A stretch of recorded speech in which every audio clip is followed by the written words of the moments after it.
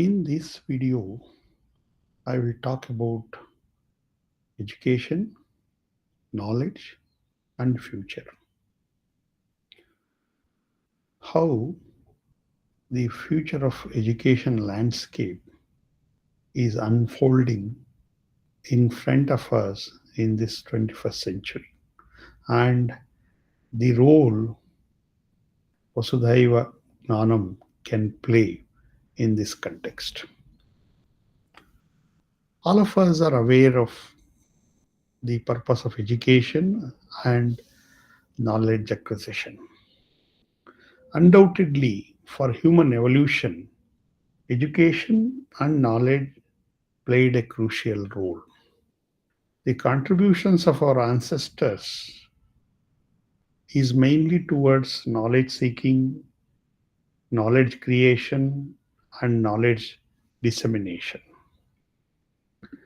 As an education channel, the aim is to contribute towards this goal and prepare the next generation. The reason is we do not know where the jewels, that means to say, in which corner of the world these jewels lie, who will be given proper education and knowledge imparting will become leaders of tomorrow and give new directions to the world. Thus, the passport for making these jewels as the leaders of tomorrow to take care of the world is in terms of imparting knowledge. Thanks to the technological developments, we can make education and knowledge to reach these jewels and accordingly prepare them for the next big thing to happen. Once they have enough knowledge, it will allow them to be in the right place at the right time. So, accordingly, they can lead the next big challenge the world can face. So, in this context of education and knowledge imparting, the role of an education institute become crucial. If you take an education institution, it should be a torch bearer for society by reinventing itself. The education institution should be a place to go whenever society needs new knowledge. So, accordingly, an education institute should give its 100% in sensing the future requirements and accordingly prepare the next generation. So, to do this, an education institution should be continuously seeking new knowledge and use this knowledge for training the next generation. When we consider education institution, the parents should feel that their children will have a good education and accordingly gain enough knowledge to face the society. Similarly, the student should feel that when they come to the education institution, they can really shape their future.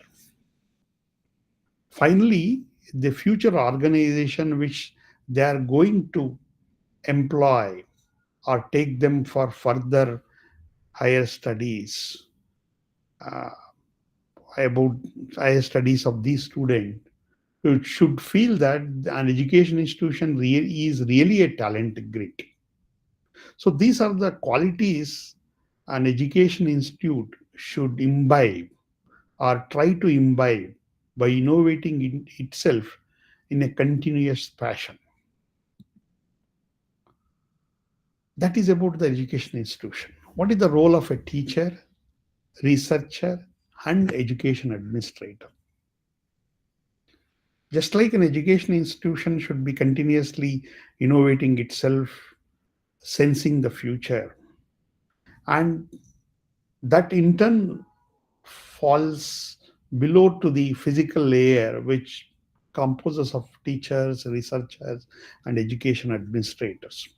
All of them should be doing this job, that is, sensing the future, how it is unfolding, and getting ready for uh, the requirements of the future in terms of seeking the knowledge and equipping the self and accordingly create a vibrant ecosystem.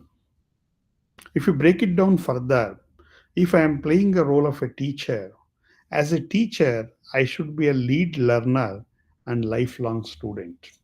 Otherwise, I will quickly get outdated to teach and transfer knowledge to the next generation.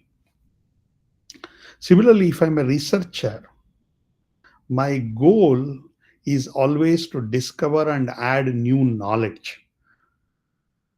This happens only when I am aware of what is happening currently in my field of research and how the peer researchers across the nation and the whole world are looking at the future possibilities. So, accordingly, they are steering their directions for the research. And that is where the role of sensing future comes into picture. Similarly, if I am an education administrator, it is not just do a mundane daily chores of maintaining an education institute, but it is much more than that. As an education institute, as an education administrator, I should be on constant vigil about the changing trends, creating a grand vision, inspiring the community, and lead the institute to the next level. So, as an education institute, it should be innovating itself. And who are the stakeholders of this education institute who will help in innovating itself? The components are teachers, researchers, and education administrators. All of them, they'll be doing sensing future and seeking knowledge, prepare, equipping themselves, and play their role more effectively, which will in turn lead to the education institute being innovating itself. We have heard about this economic liberalization.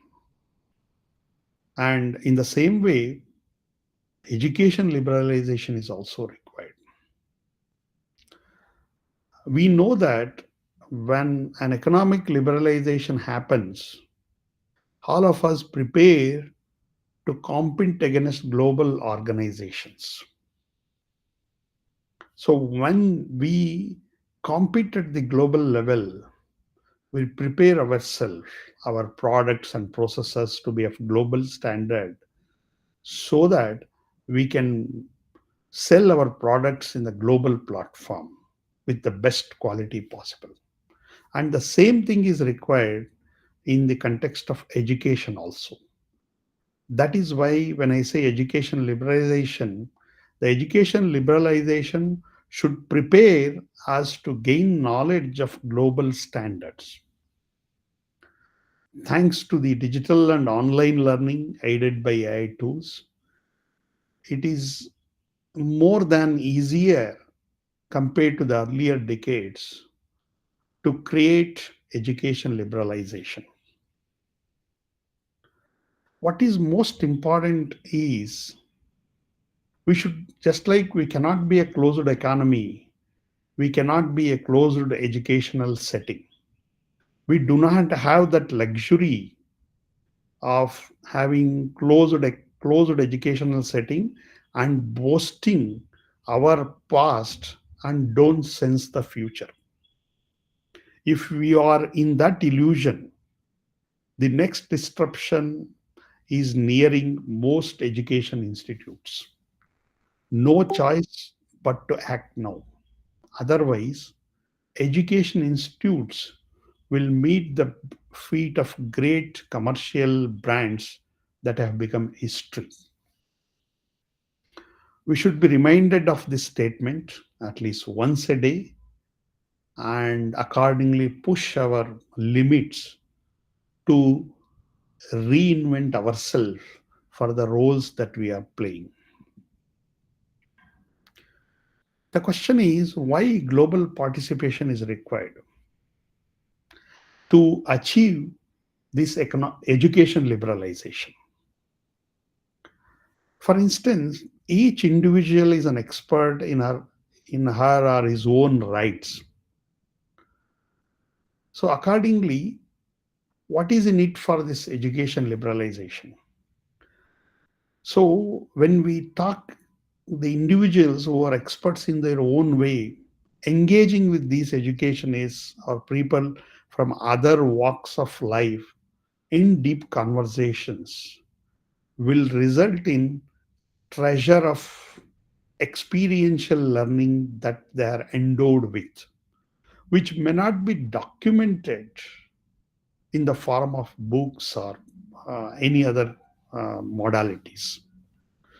These experiential learning shared by these educationists or peoples from other walks of life may result in new insights that are useful for education institutions. This is what a progressive education institute or organization may be doing locally. How to make this type of uh, expert knowledge seeking and adopting to an education institution organization to be available at the global platform. That is where this Vasudhaiva Gnanam channel will be doing exactly this job.